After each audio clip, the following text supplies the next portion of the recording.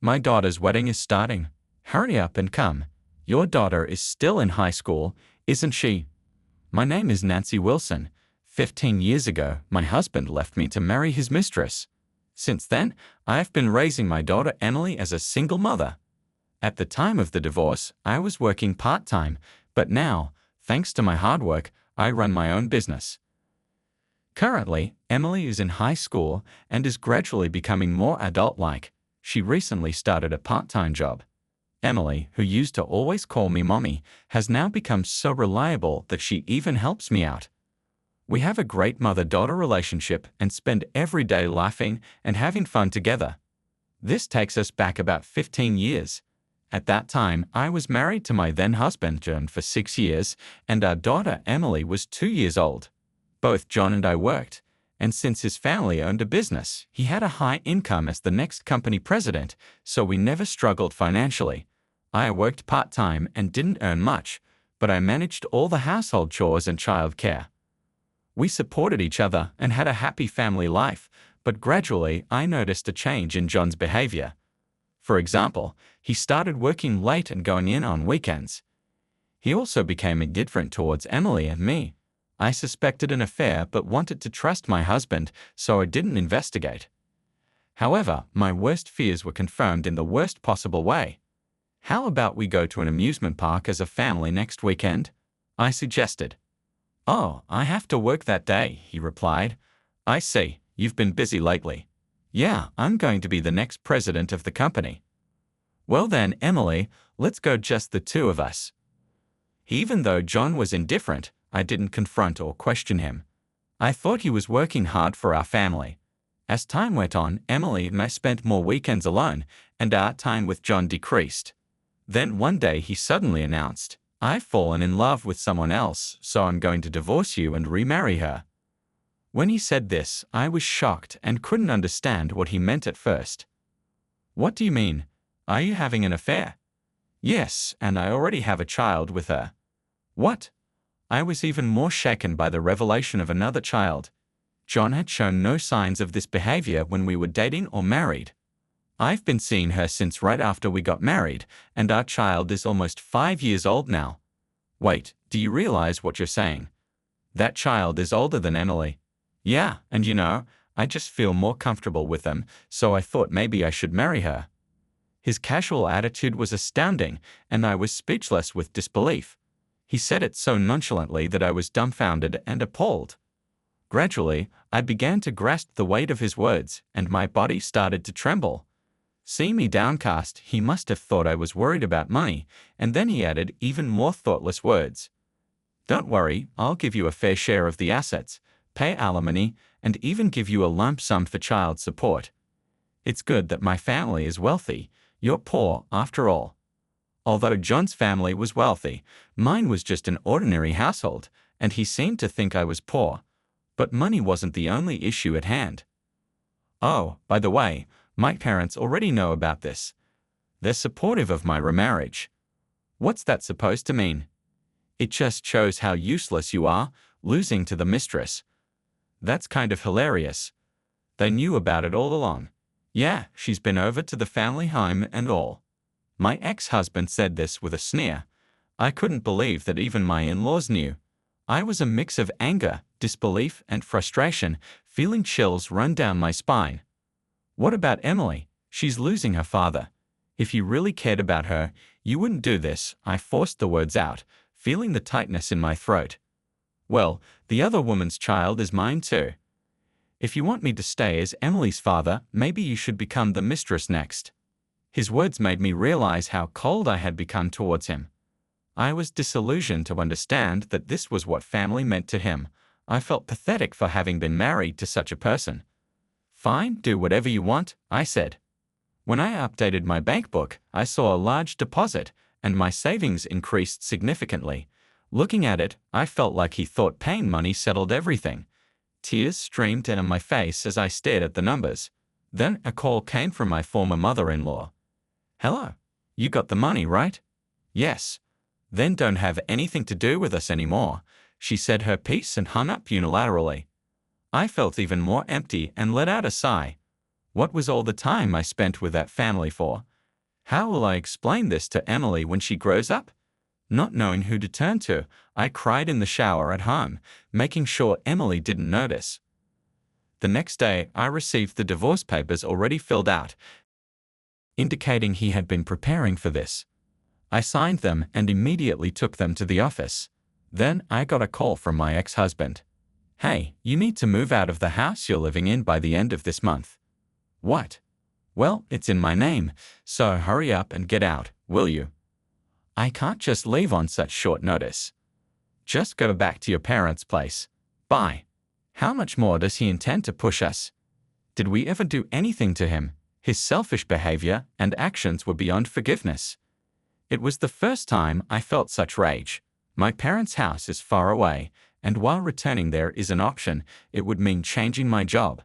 I was contemplating the need to find a new place to live in order to continue my current job, but then I thought this might be a turning point. So, I decided to move back to my parents' house. I chose to start anew with Emily in a different environment. When I got home and told my parents everything, they were furious. My father was ready to confront my in-laws, but my mother and I calmed him down, and we discussed the future. We decided not to have any further contact with them, and my parents were eager to support Emily and me. I felt sorry for my parents, knowing they must be suffering more than me. They gave me kind, positive words, took care of both me and Emily, and said I didn't need to work until I felt better. But I couldn't rely on them completely, so I started looking for a job the next day. I immediately began job hunting and took care of all the necessary administrative procedures, doing everything I could to ensure Emily wouldn't face any hardships. While I was at the employment agency looking for work, a call came in from a friend. "Hello." "Hey, Nancy, are you okay?" "What do you mean? Did you get divorced?" I hadn't told anyone but my parents about the divorce, so I was taken aback by her words. "How did you know?" "It's on social media. Some woman posted snatched a wife's husband with a photo, and your husband was in it." Hearing this, I couldn't focus on job hunting. I looked at the social media post my friend shared. There was a photo of my ex-husband smiling with a young woman and a child, and my heart sank. "Is this true? Are you okay?" "Yeah, it's true. Everything happened so suddenly. Where are you now?" "For now, I'm at my parents'." "Good, you're not alone. I was worried.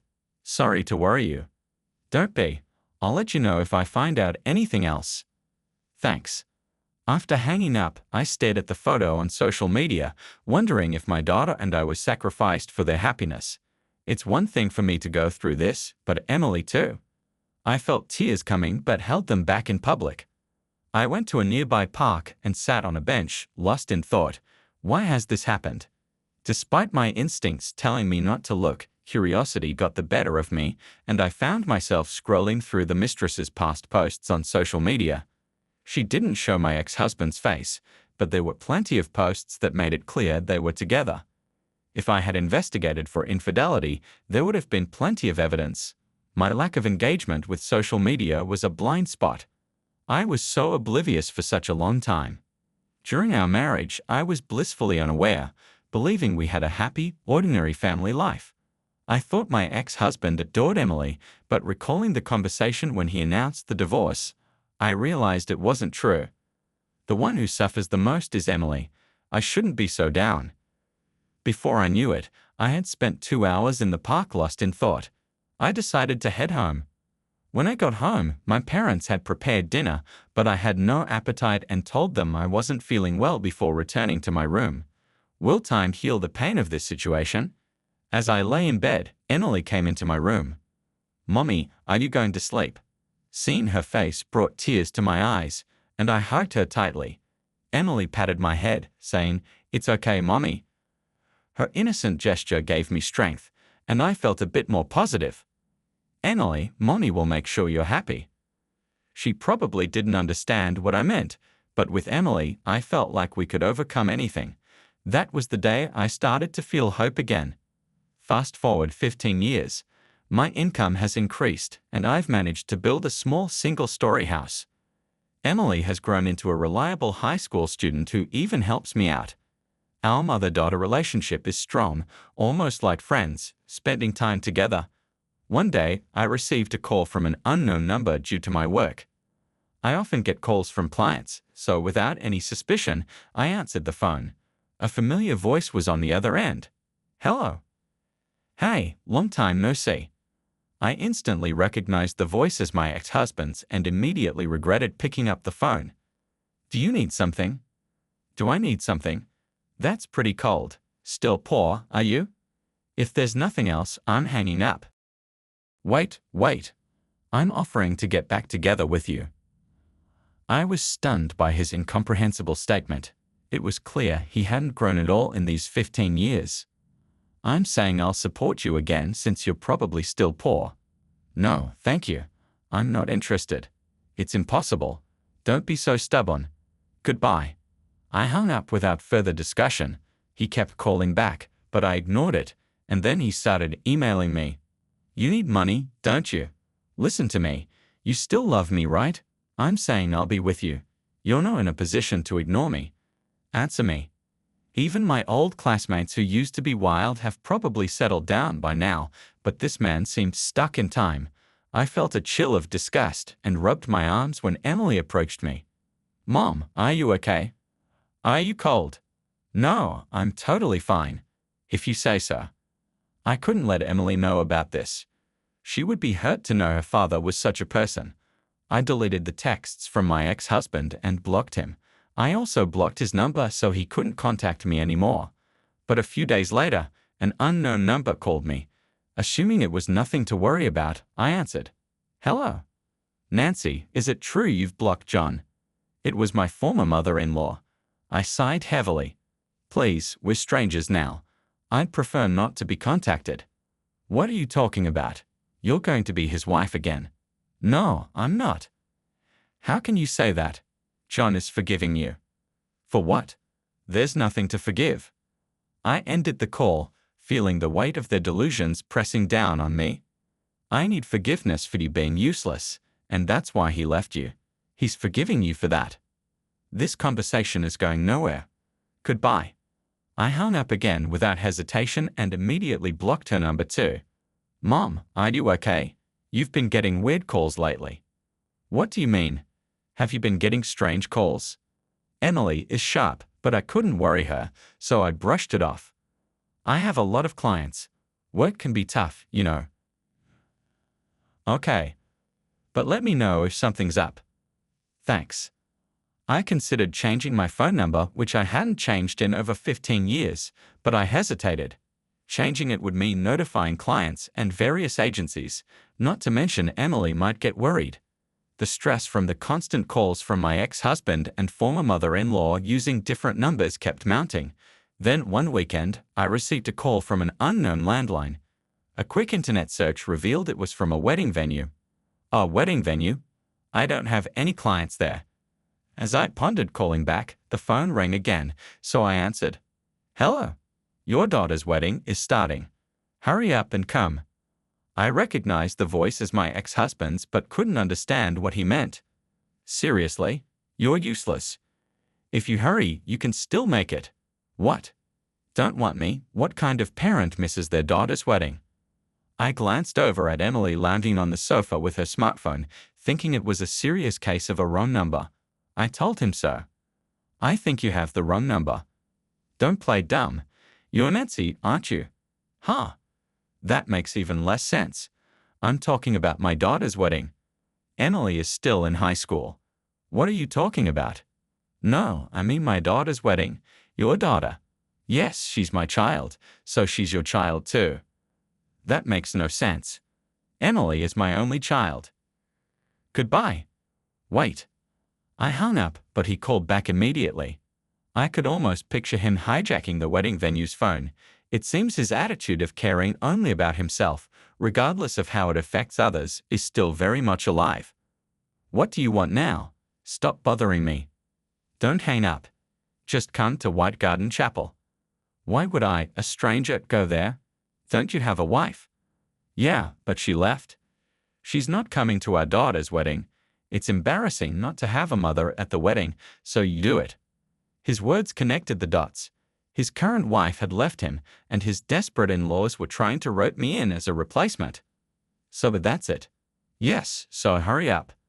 Why would I come? There's no way I would. Why not? If we're getting back together, then my daughter is your daughter too. I have no intention of getting back together with you, even if the world turns upside down. Don't be stubborn. You can escape poverty. Thanks for the concern, but I'm not living in poverty anymore. What? I don't need someone whose only merit is money. Could you please bother someone else? How dare you speak to me like that? As my ex-husband continued to shout, Emily smoothly took the... I don't have a dad, and seriously, aren't you embarrassed at your age? Even a high schooler like me can see how ridiculous you're being. How dare you? You know Mom raised me all by herself because of your selfish actions. And now you come back with all this nonsense. Emily. Oh, sorry, got a bit carried away with my lively friends. Hey, how about I come to the wedding with them? We'll liven things up. Damn it, no. I want your mother to come. Well, she said no, right? Seriously, I never want to grow up to be like you. I'll just spread the word on social media. Damn it, put your mom back on. So persistent. By the way, where is this wedding venue? Hello.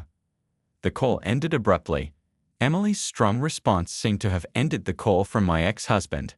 Emily, what's your language? Okay, sorry, but I only talk like that when I'm really angry. You're not seriously considering going to that wedding, right? No way. I'm not that free. Emily, you knew about your father? Yeah, I overheard Grandma and you talking about it once. I'm sorry. I hugged Emily tightly, grateful for her support and strength. Why apologize? You did nothing wrong by divorcing him. I'm happy with just you, Grandma and Grandpa. Emily, if he was still my dad, I'd probably be a mess. Maybe so. Mom, you have always tried to avoid causing me any trouble, right? You've been careful not to worry me, and I know that. It makes me happy, but I want to worry about you too, Mom. I want to help you. Don't make me cry. I'm good at arguing. If he bothers us again, I'll chase him away. I realized how much Emily had grown without me knowing. I used to feel guilty and was prepared for her to blame me about her father one day, but she grew up so strong and kind. My choices weren't wrong, and that thought comforted me. That day, thanks to Emily, no more calls came, and we had no idea what happened at the wedding, nor did we care. We cooked together and spent the day joyfully as usual. A few days later, my ex-husband, unable to contact me, called my parents home. My mother called me. Hey, you're not planning on getting back together with John, right? Of course not. That's a relief. John just called our house. He did? To our home?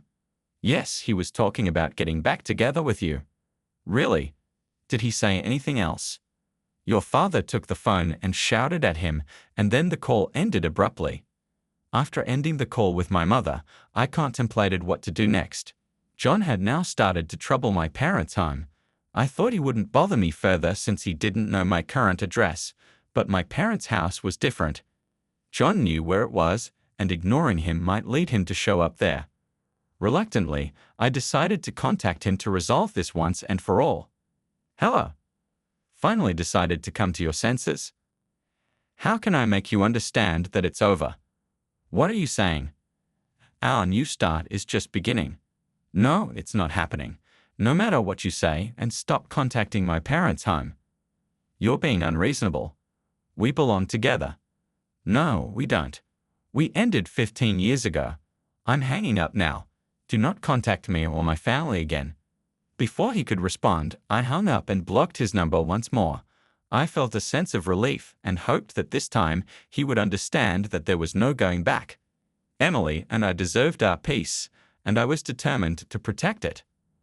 I realized I had to firmly sever this harmful connection since he refused to give up and kept involving others. Just come back and help around the house. I need someone to do the chores. Hire a housekeeper. I need someone to cook. Get takeout.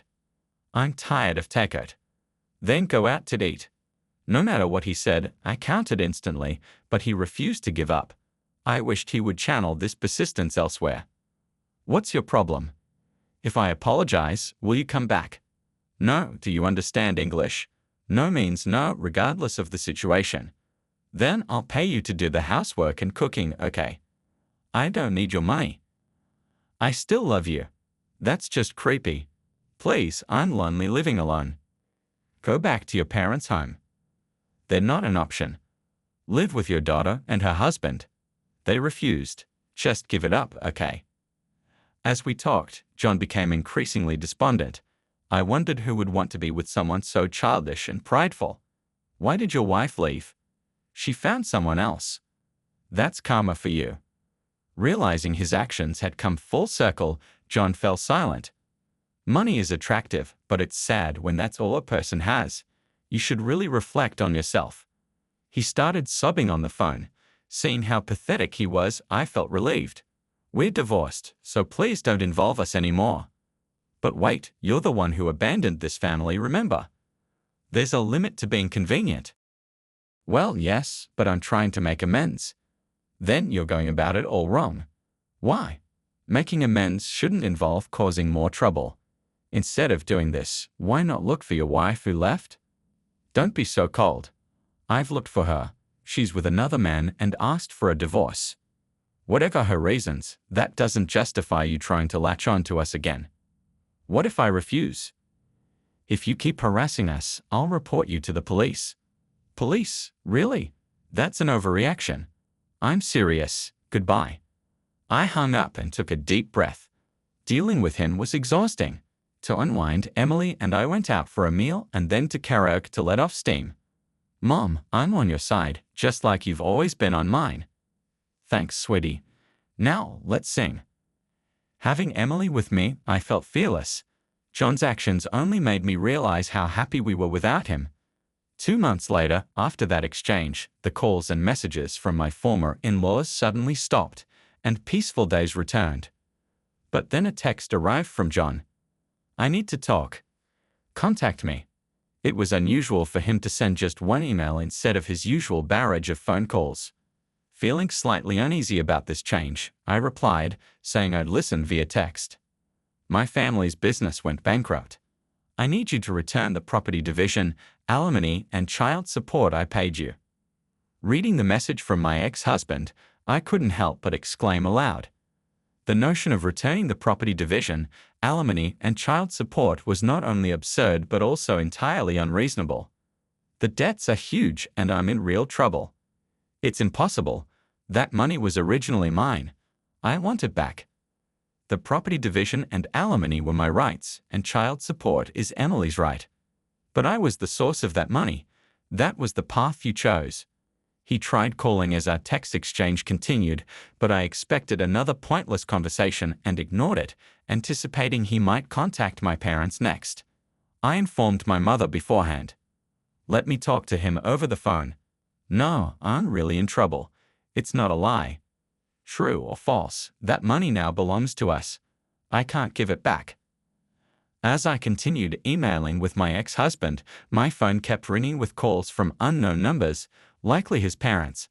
I wondered if my phone's battery would last through all this as I replied to the emails and ignored the incessant calls. My mother wants to talk to you. No, can't you even talk?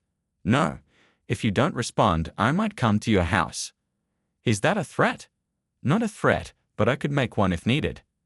The unexpected nature of his reply almost made me laugh. It was bewildering to think that someone could believe that threatening was an acceptable approach. So it's okay for me to interpret that as a threat. If it helps get the money returned, then I'll proceed to the police. Holding my smartphone, I headed straight to the police station. Meanwhile, the notification sounds for texts and incoming calls continued to ring. At the station, I recounted everything to the police officers, who repeatedly asked if what I said was really true. They seemed unable to comprehend John's actions and words. Fortunately, due to my work habits, I had recordings of our conversations. Playing these for the officers left them dumbfounded. They sympathized, saying it must have been really tough, and agreed to issue a warning to John. After that, There were no more contacts from him, and I finally felt a sense of closure. About a month later, Emily approached me saying she needed to talk. We sat down in the living room, and she showed me her smartphone. Look at this. I saw that John had contacted her on her social media. Why didn't she tell me sooner? Just read everything first. Following Emily's lead, I began to read through the messages. I scrolled through the messages and found this exchange. Emily, it's Dad. How are you? It's been a while. What do you need? I'm in a tough financial spot. If we pay you, will you persuade your mom to cut ties with us for good? Yes, I promise. You're smart, Emily. I'm so happy. Give me some time then. Okay, but contact me as soon as possible. A week later. Sorry, where are you now? Emily, you're late. What about the money? First, I need to know where you are to give you anything. I have a gift for you too. A gift? You're quite thoughtful. I'm in a city downtown. Got it. Let's meet next Monday at the diner in downtown. How about 10 o'clock a.m.? Sounds good. Bye. The messages ended there. I was confused.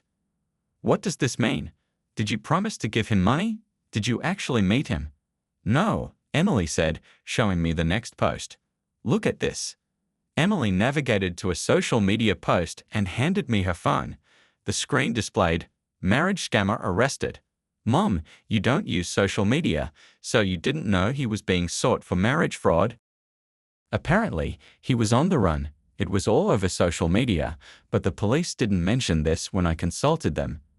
Maybe the complaint hadn't been filed yet. The police wouldn't necessarily tell you about ongoing investigations. That makes sense. You're quite knowledgeable. Actually, many people learn things from social media these days, Emily said. I had no idea. Anyway, after setting up the meeting place, I contacted the police and the person who posted about him. It seems they caught him. You contributed to the investigation, Mom. Am I amazing or what? You are. Never underestimate a high school girl, Emily said with a grin. But now we're finally free of him. Yes, it ended up being a burden on you, but thanks to you, it's resolved. No problem. After John's arrest, there were no more contacts from him or his parents. Soon, we learned that his parents had filed for bankruptcy. Emily and I decided to change our phone numbers as a precaution. Although notifying everyone of the change was a hassle, it felt refreshing to make such a clean break. This experience brought Emily and me even closer, leading to more open and frequent conversations. I used to think of her as just a child, but looking back, she had always been the one helping me. It wasn't just me raising Emily, in many ways, she was raising me too. We've planned a family vacation next month with my parents, and both Emily and I are eagerly anticipating it.